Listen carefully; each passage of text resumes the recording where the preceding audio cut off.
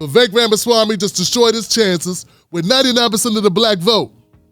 That's right, he blew it. Because I think it's important to be transparent and address criticisms. Now don't get me wrong, he may have also blown it with Nigerians, Haitians, brown-skinned people that came to America from other African countries and so forth. That's possible too. But I'm speaking specifically about black Americans born in this country. And in this video, I'm going to explain to you how he threw it all away. But first, my name is Tim Black, and if you want to track the 2024 election from a black man, from a black perspective, covering this politics, subscribe to this channel now. So, when I first heard that Vivek Ramaswamy accused Representative Ayanna Pressley as being part of the modern KKK, I said, come on, man, there's no way he could have said that. And then I heard him say it. Ayanna Pressley, she's in the Congress today. She's a member of the squad. Her words, not mine. We don't want any more black faces that don't want to be a black voice.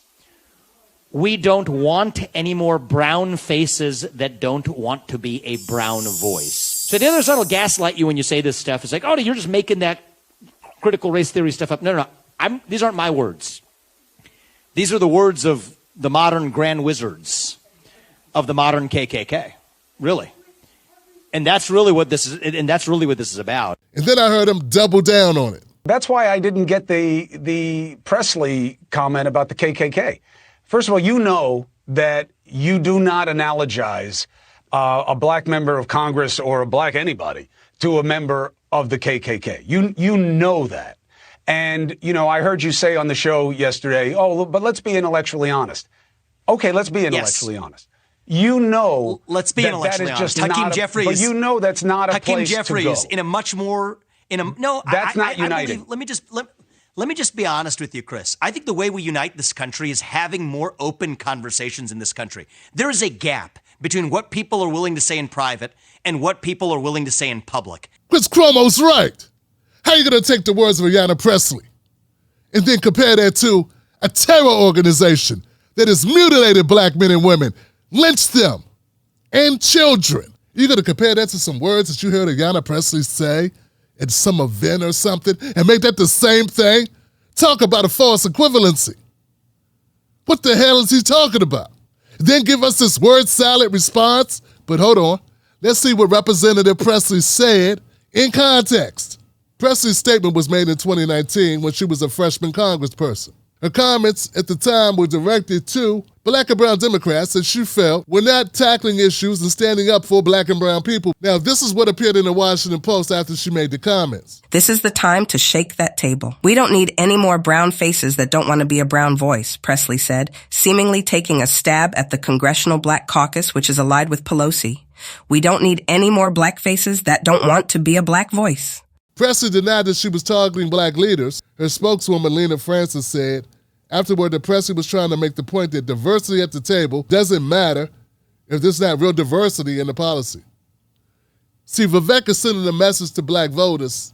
I don't care what you're going through. I don't care if you are criticizing your own people about what your own people are doing or not doing. I'm going to side with white supremacy no matter what.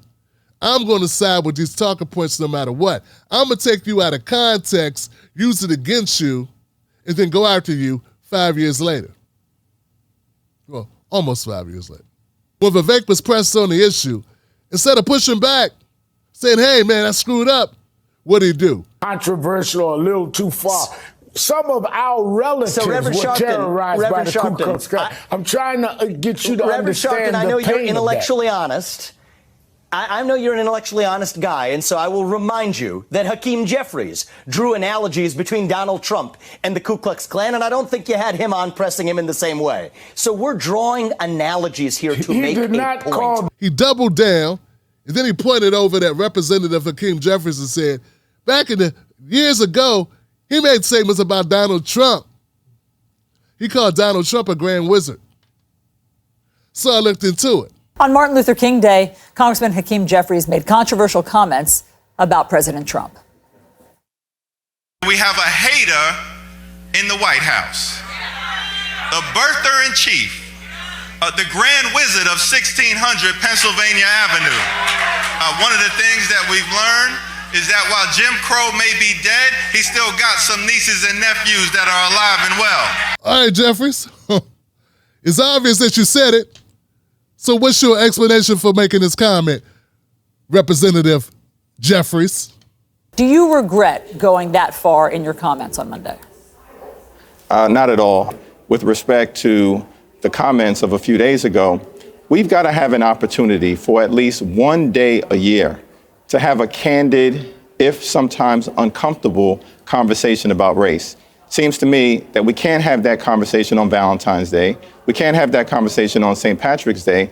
It's perhaps appropriate for us to be able to have that difficult discussion on MLK Day when we're celebrating the life and legacy of a champion for racial and social justice. Yes, but you called the president the grand wizard, meaning of the KKK. That's language of the KKK. You think the president of the United States is connected to the KKK? He's a Klansman? Absolutely not. And as you know, Allison, I did not use the words racist in any of my comments. In fact, Wolf Blitzer in the past has asked me whether I believe the president is a racist, and I've consistently said no.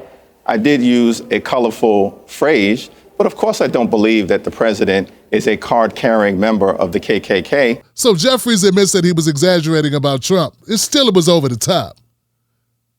You know, Trump is using race to benefit him and to ingratiate him with his audience to make that thing work. He's been doing that from day one, whether it was Mexicans, Africans from shithole countries, or if it was football players on the field taking a knee. So so I get your point. But my thing is, though, two wrongs don't make a right. Jeffries was wrong, and now here comes Vivek to prove a point. He's going to be wrong, and he's going to go after Ayanna Pressley that's totally unrelated. Why is it Vivek's not going after Jakeem Jeffries?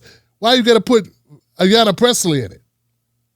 Why are you targeting a sister for something a brother said years ago and using it as a justification? And I don't hear Vivek making a statement like, look, no, Ayanna Pressley is not a member of the KKK, and no, she's not the new KKK, the modern KKK. The KKK is still the KKK. It's still around. Just because they haven't came and got you, Vivek, doesn't mean it's gone, okay? So, see, my thing is this, and I'm going to be real with Vivek Ramaswamy, if he's watching, his supporters, and people, conservatives, who are talking how this guy is so great. I would love to know if Vivek would make the same comparison with Jewish folks. Yeah, Vivek, let's see how much heart you got. Go ahead and make that same comparison using the Jewish community. You know, saying how they are Nazis or something. Yeah? Go ahead and do it. See, what I don't like is that we have these immigrant brothers and sisters that come over here. They benefit from all our blood, sweat, literal blood. Okay? And then what do? They line up right behind white supremacy. They line up right behind white supremacy and they throw black folks under the bus. Why? Because they know white supremacists like that. They know that scores points for them. See, Vivek Ramaswamy, you think you're smart because you went to Harvard, you got some degrees, you got some money, right?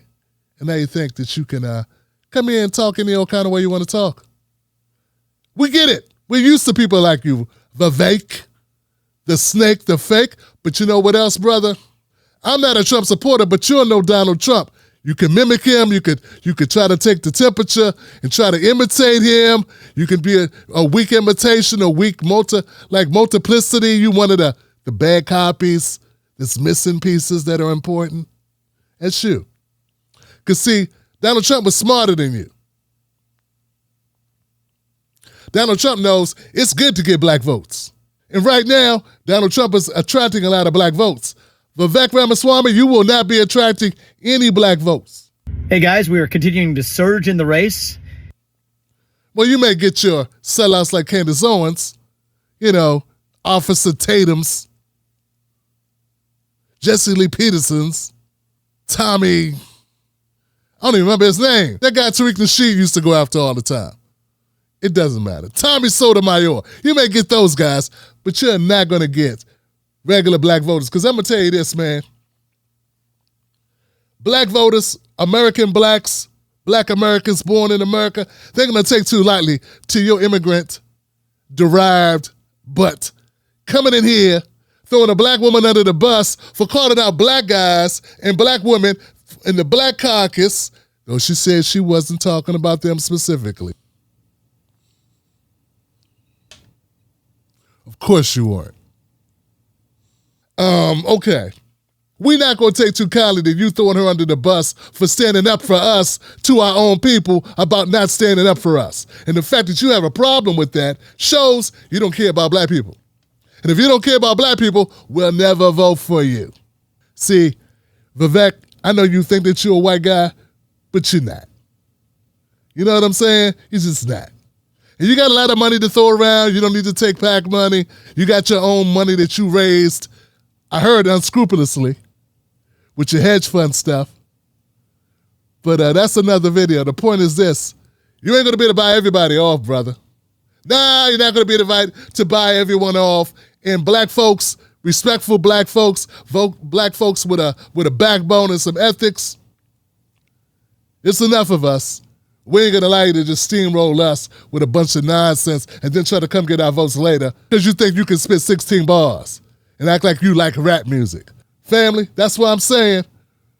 Vivek Ramaswamy has burnt his bridge with the black community on this one. He's doubling down, he's tripling down, and it ain't going to help him at all. What it's going to do is get him ushered out of this race, and it will seal his fate that he will not have any black support other than sellouts who choose to overlook how disrespectful his ass really is. Want to hear more about Vivek Ramaswamy? Check out this video here where Dr. Cornel West responded to an earlier comment that Vivek made. Vivek up here benefiting off black people who fought and died in the civil rights so that him and his family could succeed in America. And what does he do? Throw us under the bus. Just another ungrateful elitist. All brown folk ain't down, folks. Subscribe for more Tim Black News.